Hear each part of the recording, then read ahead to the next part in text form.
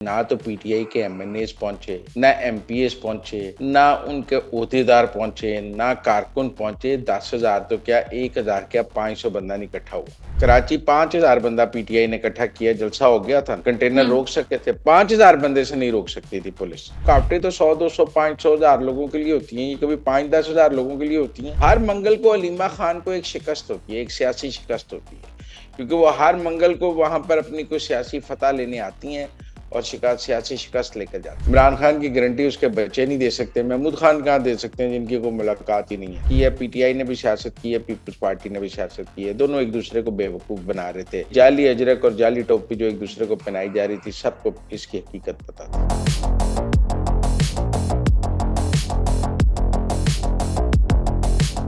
अस्सलाम वालेकुम। Muzammil सोहवर्दी official YouTube channel के साथ मैं हूं आपकी मेजबान इकरार आस। हमारे साथ मौजूद है मुज़म्मिल सोहवर्दी। अस्सलाम वालेकुम, क्या हाल है आपका? वालेकुम सलाम, बिल्कुल ठीक। क्या अच्छी तबीयत है आपकी? मैं ठीक, अल्लाह पाक का शुक्र है सर। आई एम श्योर कि हमारे नाज़िम खैरियत से होंगे। सर आज मंगल है, अडयाला जेल के तमाम रास्ते बंद रखे गए, गोरखपुर नाके से पहले ही रोक दिया गया। अलीमा खान की जानिब से कहा गया हमने आज खत्म कुरान के बाद दुआ रखी थी, क्या अब हम अल्लाह का नाम भी नहीं ले सकते? ये शिकवा दुरुस्त है या नहीं? देखिए, आज 10,000 बंदे ने अडियाला पहुंचना था। आज हम्म। सारे पीटीआई के पोस्टर्स जो हैं वो 10,000 बंदा अडियाला पहुंचने के लिए थे। हर एमएनए की ड्यूटी 30 बंदे लाने की थी, हर टिकट होल्डर के ने 30 बंदे लाने थे। जो पार्टी के ओहदेदार थे, हर ओहदेदार ने 10 बंदे लाने थे। हमने कल भी आपको बताया, खुलेआम ड्यूटियां लगी हुई थी सबकी, कि सब ने 30-30 बंदे। आज सारा दिन पीटीआई का सोशल मीडिया जो है वो लगा रहा कि जो एमएनए एमपीए वहां नहीं पहुंचता उसको एमएनए एमपीए रहने का कोई हक नहीं है। ये लोग असेंबली पहुंच जाते हैं, अडियाला नहीं पहुंचते हैं। लोग नाम ले रहे थे, असद कैसर असेंबली आते हैं, अडियाला नहीं आते ये। लेकिन टेक्निकल बात यह है कि ना तो पीटीआई के एमएनएस पहुंचे, ना एमपीएस पहुंचे, ना उनके ओहदेदार पहुंचे, ना कारकुन पहुंचे। 10,000 तो क्या, 1,000 क्या, 500 बंदा नहीं इकट्ठा हुआ। देखिए, हम्म। ये जो नाके शाके होते हैं ना, ये जब 10,000 बंदा आ जाए तो नाके खत्म हो जाते हैं। मैं इसकी मिसाल देता हूँ, बागे जिनाए कायदे कराची 5,000 बंदा पीटीआई ने इकट्ठा किया, जलसा हो गया था ना। कंटेनर हम्म। रोक सके थे, 5,000 बंदे से नहीं रोक सकती थी पुलिस। 5,000 बंदा इकट्ठा हो गया ना। अब कोई, हम ये नहीं कह रहे हजारों इकट्ठे हो गए, लाखों इकट्ठे हो गए, 5,000 बंदा इकट्ठा हो गया, पीटीआई का कराची में जलसा हो गया। 5,000 बंदा डियाला इकट्ठा हो जाता तो सारे रुकावटें खत्म हो जानी थी। ये रुकावटें तो 100, 200, 500 हजार लोगों के लिए होती हैं, ये कभी 5-10 हजार लोगों के लिए होती हैं। ये 5-10 हजार लोगों के आगे तो ये बेबस हो जाता। पीटीआई को सवाल अपने आप से ये पूछना चाहिए कि आज इमरान खान के लिए 10,000 बंदा अडियाले नहीं आया। आज इमरान खान के लिए पीटीआई के तमाम एमएनए अडियाले नहीं आए। आज इमरान खान के लिए पीटीआई के तमाम एमपी अडियाले नहीं आए। आज सोहेल अफरीदी कराची तो जाते हैं, आज अडियाला नहीं पहुंचे। हम्म। आज पंजाब के एमपीए जो है अडियाला नहीं पहुंचे। आज ओहदेदार अडियाला नहीं आए। तो ये सवाल देखिए, अगर अलीमा खान पहुंच गई हैं, नौरीन खान पहुंच गई हैं, तो एमएनए एमपीए भी पहुंच जाने था। तो इसलिए मेरे ख्याल में पीटीआई का आज एक नाकाम दिन था। उनकी मुजाहमती सियासत और पॉपुलर पॉलिटिक्स का आज एक नाकाम दिन था कि पार्टी ने अपने लिए एक टारगेट सेट किया। पार्टी ने एक अपील दी कि हम 10,000 बंदा अडियाले पे इकट्ठा करेंगे। पार्टी 10,000 बंदा इकट्ठा नहीं कर सकती। पार्टी ने कॉल दी कि हमारे लोग आएंगे, पार्टी के लोग नहीं आए। अब ये सवाल पार्टी को अपने आप से पूछना है कि उनकी कॉल की अहमियत क्यों खत्म हो गई है। लोग पीटीआई की कॉल को रिस्पॉन्ड क्यों नहीं कर रहे पंजाब में और केपी में, ये सवाल पीटीआई को अपने आप से पूछना है। ये अलीमा खान को अपने आप से सवाल पूछना है कि उन्होंने पार्टी पर तो कब्जा कर लिया है, सोशल मीडिया भी उनके कंट्रोल में है, लेकिन अवाम उनके कहने पे नहीं आ रहे। देखिए ना, सारा सोशल मीडिया पर अलीमा खान के साथ है, सारी पार्टी हम्म। अलीमा खान की जेब में है। बंदे नहीं आ रहे क्योंकि लोग उनको लीडर नहीं मान रहे। वो साजिश करके उनकी एस्टेब्लिशमेंट से सेटिंग हो, उनका जो मर्जी हो, पार्टी हो, सोशल मीडिया हो, लेकिन लोग अलीमा खान को लीडर नहीं मान रहे, क्योंकि अगर लोग अलीमा खान को लीडर माने तो उसके कहने पर डडियाला पहुंच जाए। लीडर की पहली निशानी तो नहीं है कि ये है कि लोग उसकी कॉल को रिस्पॉन्ड करते हैं, और अगर अलीमा खान की कॉल को रिस्पॉन्ड नहीं कर रहे तो फिर कॉल नाकाम है।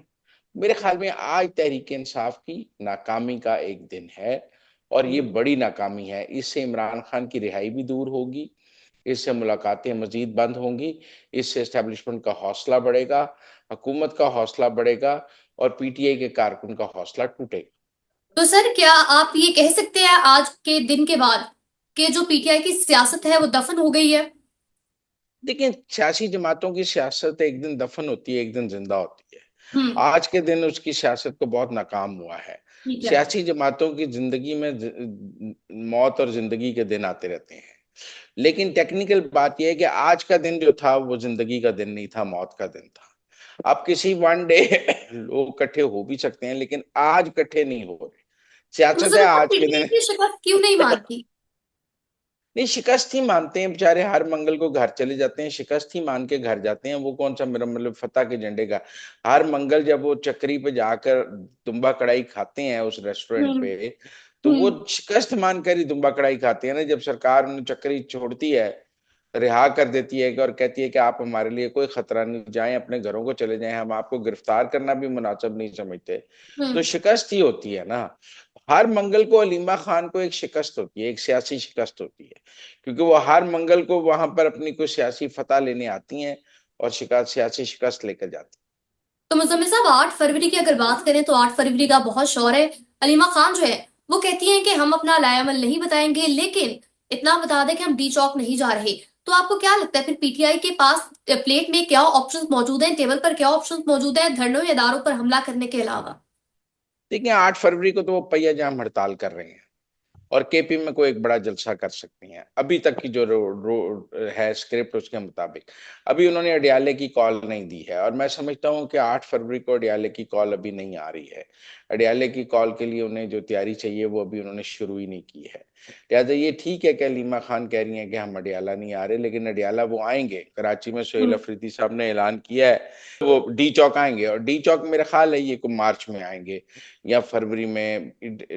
8 फरवरी के बाद की जो कॉल होगी वो डी चौक की होगी, तो लेकिन मुजम्मिल साहब, अभी वो डी चौक की कॉल जी। नहीं है, अभी सिर्फ पहिया जाम हड़ताल की कॉल है, जो मेरे नजदीक नाकाम हो जाएगी। तो मुजम्मिल साहब आखिरकार हुकूमत और ऑपोजिशन में ऑपोजिशन लीडर को लेकर इत्तेफाक हो गया है। तो अब आपको क्या लगता है महमूद अचकज़ई की तकर्री के बाद, अपना नोटिफिकेशन के बाद वो मुज़ाकरात की टेबल पर आएंगे? नहीं, उनके पास कुछ नहीं है, सबको पता है वो एक डमी ऑपोजिशन लीडर होंगे, उनकी कोई सियासी हैसियत नहीं होगी। मैं आपको बड़ी सिंपल बात बताऊं, सबको पता है कि खेल तहरीक इंसाफ के हाथ में है। सबको हम्म। पता है बात तहरीक इंसाफ से करनी है। हर एक को पता है महमूद खान की एक सीट है, वो तो डमी है जो इमरान खान ने नामजद किए हुए हैं, उनके हाथ में कुछ नहीं है। लिहाजा मेरा नहीं ख्याल कि महमूद खान अचकजई के साथ कोई संजीदा मुज़ाकरात हो सकते हैं। वो लाख कही जाए कि मैं इमरान खान की मैं गारंटी देता हूँ, इमरान खान की गारंटी होती है पैना नहीं देती है। नहीं, हम्म। महमूद खान अचकजई ने कहा से दे देनी है, और एस्टेब्लिशमेंट को बड़ा पता है कि इमरान खान की गारंटी कौन देता है और कौन नहीं देता। इमरान खान की गारंटी उसके बच्चे नहीं दे सकते, महमूद खान कहाँ दे सकते हैं जिनकी कोई मुलाकात ही नहीं है। लिहाजा मेरा ख्याल है कि ये एक नुमाइशी सा ओहदा है जो महमूद खान नचगरी साहब को मिल रहा है। ये असल ताकत तहरीक इंसाफ के पास है। ऑपोजिशन की बात तो तहरीक इंसाफ से होगी, और हम्म। जब महमूद खान नचगरी से बात करके क्या हासिल हो जाना है। तो मुजम्मिल साहब special economic zone ordinance bill हुकूमत ने भी वफाकी के एहतजाज के बाद वापस ले लिया।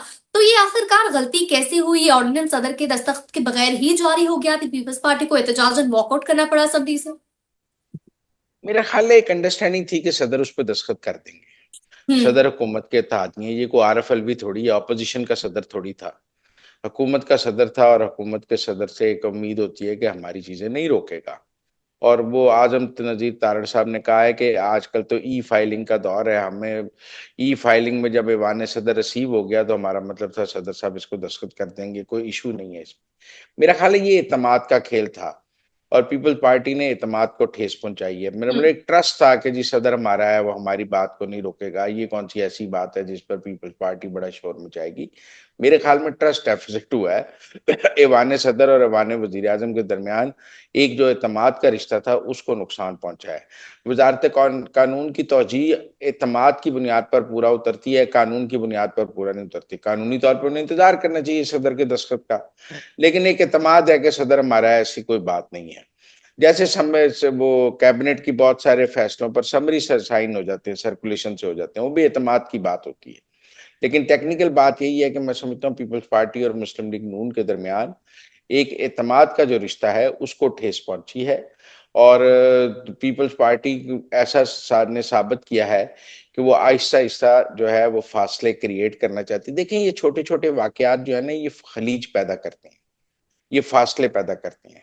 इसके बाद मेरा मतलब है कि आज मैंने देखा है कि बिलावल भुट्टो ने कोई एक इजलास भी किया है पीपल्स पार्टी के एमएनएस का, और उसमें भी है कि जी बड़ी शिकायतों के अंबार हैं, हमें तरक्याती फंड नहीं मिल रहे, हमारे फंड रिलीज नहीं हो रहे। तो एक पीपल्स पार्टी जो है ना माहौल बना रही है मुस्लिम लीग नून से नाराजगी का। अब वो नाराजगी का माहौल आगे जाके क्या शक्ल लेता है, क्या एस्टेब्लिशमेंट फिर डांटेगी तो आप चुप करके बैठ जाएंगे, क्या कोई बार्गेनिंग पावर बढ़ा रहे हैं, क्या कोई बार्गेन करना चाहती है पीपल्स पार्टी, वो एक अलग बात है। लेकिन सबको पता है पीपल्स पार्टी ताज से नहीं निकल सकती, पीपल्स पार्टी हुकूमत नहीं गिरा सकती, लेकिन एक डिस्ट्रप्शन जरूर पैदा करती है जो हम देख रहे हैं। तो मुजम्मिल साहब, अभी जो इनकी जानिब से ये स्टेप उठाया गया, आपको क्या लगता है आगे भी इसी तरह से ट्रस्ट डेफिसिट पैदा होगा, या ये स्टेप के बाद रिफ्रेन करेंगे ऐसी हरकतों से? मेरा ख्याल है ट्रस्ट डेफिसिट मजीद बढ़ेगा, ये कम नहीं होगा, ये ट्रस्ट हम्म। डेफिसिट बढ़ता जाएगा और ये दिन ब दिन बढ़ता जाएगा।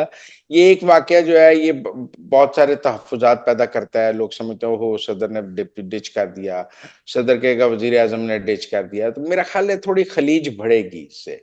सब ठीक नहीं है, हम ये कह सकते हैं कि मुस्लिम लीग नून और पीपल्स पार्टी इत्तेहादी हैं, मिलकर एक हुकूमत उन्होंने बनाई हुई है, लेकिन उनके दरमियान सब ठीक नहीं है।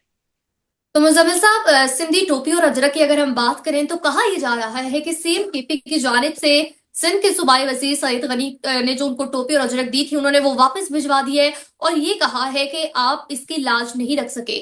तो इस पर आप क्या कमेंट करेंगे? मैं समझता हूँ कि ये सियासी स्टंट था। अजरक टोपी पहनाना भी सियासी स्टंट था, वापस करना भी सियासी स्टंट है। हम्म। पीपल्स पार्टी अपने तौर पे एस्टेब्लिशमेंट को और मुस्लिम लीग नून को जेस्चर दे रही थी कि देखें हम ये भी कर सकते हैं। हम्म। पीटीआई ने जितना फायदा उस अजरक और टोपी का उठाना था वो उठा लिया। उन्होंने दौरे के दौरान प्रोटोकॉल ले लिया, पुलिस प्रोटेक्शन ले ली, सारा कुछ ले लिया, और अब जाती दफा वापस कर दी। ठीक है ना। तो दोनों ने अपने तौर पर सियासत की है, पीटीआई ने भी सियासत की है, पीपल्स पार्टी ने भी सियासत की है, दोनों एक दूसरे को बेवकूफ बना रहे थे। सबको पता है कि असली अजरक और असली टोपी कहाँ पे मौजूद है। ये जाली अजरक और जाली टोपी जो एक दूसरे को पहनाई जा रही थी, सबको इसकी हकीकत पता थी। यानी प्री प्लान ड्रामा था, दोनों ने इस चीज से बहुत फायदा उठाया है, मार्केटिंग की है। मुजम्मिल साहब, आगे बढ़ेंगे, अब बात करेंगे सोशल मीडिया पर एक वीडियो जो है वो गर्दिश कर रही है। उसमें देखा जा सकता है कि कराची में पीटीआई के दफ्तर के बाहर कुछ लोग एहतजाज कर रहे हैं और उनकी जानिब से कहा यह जा रहा है, ये स्टेटमेंट दी जा रही है कि हलीम आदिल शेख ने बंदे लाने के एवज 5-5 लाख रुपए देने का वादा किया था, लेकिन पैसे नहीं दिए गए, कोई अदायगी नहीं हुई। ये वो अफगान बस्तियों का वाकया है, वहां पे जो शराब कोर्ट से आगे अफगान बस्तियां हैं, वहां से अफगानियों को जलसा गाह में लाने की बात थी। और आपको पता है पहले भी डी चौक पे अफगानी लाकर ही लॉ एंड ऑर्डर का मसला पैदा किया गया है, और ये अफगानी लाते हैं किराए के पैसों से, और उनसे फिर जो है कंटेनर उल्टवा लो, लाठी चार्ज करा लो, उनको पैसों पे लाते हैं। ये आपके कराची में भी सोहेल अफरीदी के दौरे के वक्त ना अफगानियों के साथ कॉन्ट्रैक्ट किया हलीम आदल शेख ने, और वो अफगानी जो है वो बागे जिना लाए गए। वो लोगों को 5-5 लाख रुपए दिए गए, वो मजीद पैसों के लिए जब तहरीक इंसाफ के दफ्तर पहुंचे हैं तो हलीम आदल शेख साहब गायब थे, लिहाजा वहां वीडियोस बन गई हैं। लेकिन ये इतलात एजेंसियों को पहले भी थी कि सोहेल अफरीदी के दौरे के मौके पर वहां कराची में जो अफगान रह रहे हैं उनको इस्तेमाल किया जाएगा, और उन्हीं को इस्तेमाल किया गया है। मुजम्मिल साहब, लास्ट में आपसे जानना चाहूंगी, जस्टिस रिटायर्ड शौकत अजीज सिद्दीकी ने अपने अलविदाई रेफरेंस से खिताब करते हुए कहा कि जिस लम्हे मुझे ये बावर कराया गया कि एनआईआरसी की जो चेयरमैनशिप है वो मुझे देकर कंपनसेट किया जा रहा है, तो मैंने उसी वक्त इस्तीफा दे दिया, इस चीज को कबूल नहीं किया। तो पहले ओहदा कबूल किया फिर इस्तीफा दिया, तो क्या पहले उनको नॉलेज नहीं था कि उनको क्यों ये चेयरमैनशिप दी जा रही है? ये भी कोई स्टंट है? तो सबको पता था कॉम्पनसेशन में दी जा रही है। मुझे मुझे तो शौकत अजीज सिद्दीकी साहब इतने चूचे नहीं लगते कि उन्हें ये ना पता हो कि ये उन्हें कॉम्पनसेट किया जा रहा है। सबको पता था कि सबको पता है उनके साथ ज्यादती हुई है। सबको हम्म। पता है कि उन्होंने नवाज शरीफ के लिए हक की आवाज बुलंद की थी, उनके साथ ज्यादती हुई है। उस ज्यादती पर उनको कॉम्पनसेट करना चाहती थी हुकूमत और मुस्लिम लीग नून। उनका बहुत नुकसान हुआ है शौकत अजीज सिद्दीकी साहब का। वो चीफ जस्टिस बन सकते थे, वो सुप्रीम कोर्ट के जज बन सकते थे। उन उन वो कुछ भी उन्होंने अपना सब कुछ कुर्बान किया है एक फैज को नो कहकर। और जनरल फैज को नो करने की कीमत शौकत अजीज सिद्दीकी ने जिंदगी में बहुत बड़ी कीमत अदा की है। ये उनका बड़ापन है कि वो आगे कॉम्पनसेट नहीं होना चाहते। वो उनका जो हम्म। नुकसान हुआ है वो उसकी कोई कॉम्पनसेशन नहीं मांगते हुकूमत के साथ या मुस्लिम लीग नून के साथ। ये शौकत अजीज सिद्दीकी का बड़ापन है और मैं समझता हूँ ये उनके आला कैरेक्टर की निशानी है। लेकिन दूसरी तरफ को ये ख्याल है कि उनके साथ काफी ज्यादती हुई है और उनको कॉम्पनसेट किया जाना चाहिए। दोनों तरफ के जेस्चर्स अपनी अपनी जगह मौजूद हैं। मुस्लिम लीग नून और हुकूमत समझती है उनको अकोमोडेट किया जाना चाहिए, उनका बहुत नुकसान हुआ है। वो समझते हैं कि मैंने हक के लिए सब कुछ किया, मुझे कोई कॉम्पनसेशन नहीं चाहिए। ये अपनी अपनी सोच है, आप दोनों तरफ को ठीक करार दे सकते यानी दोनों तरफ पर मौकिफ ठीक है, हम किसी को भी गलत नहीं कह सकते।